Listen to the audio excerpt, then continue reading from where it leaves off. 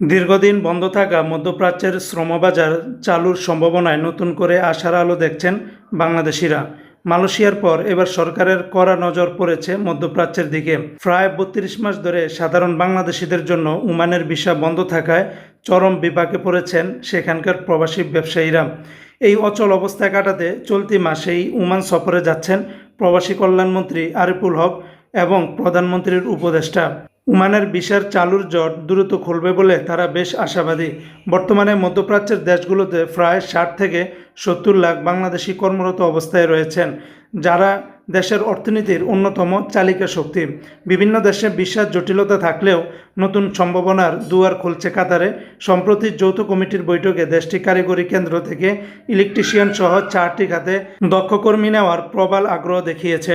প্রবাসীদের দীর্ঘদিনের ভোগান্তি কমাতে দেশের ৮টি বিভাগীয় শহরে কাতারের ভিসা সেন্টারের স্থাপনের যৌক্তিক প্রস্তাবও দেওয়া হয়েছে। শুধু নতুন বাজার খোলা নয়, আধুনিক বিশ্বের চাহিদার সঙ্গে তাল মিলিয়ে দক্ষ জনশক্তি রপ্তানিতে জোর দিচ্ছেন সরকার। কাতারের চলমান উন্নয়নযোগ্য অংশ নিতে ডাক্তার, ইঞ্জিনিয়ার ও নার্সের মতো পেশাদার কর্মী নিয়োগের জোরালো আহ্বান জানানো হয়েছে ইতিমধ্যেই। সরকারের এই বহুমুখী উদ্যোগ দ্রুত বাস্তবায়িত হলে দেশের রেমিটেন্স প্রবাহে এক নতুন জোয়ার আসবে বলে মনে করেছেন বিশেষজ্ঞরা।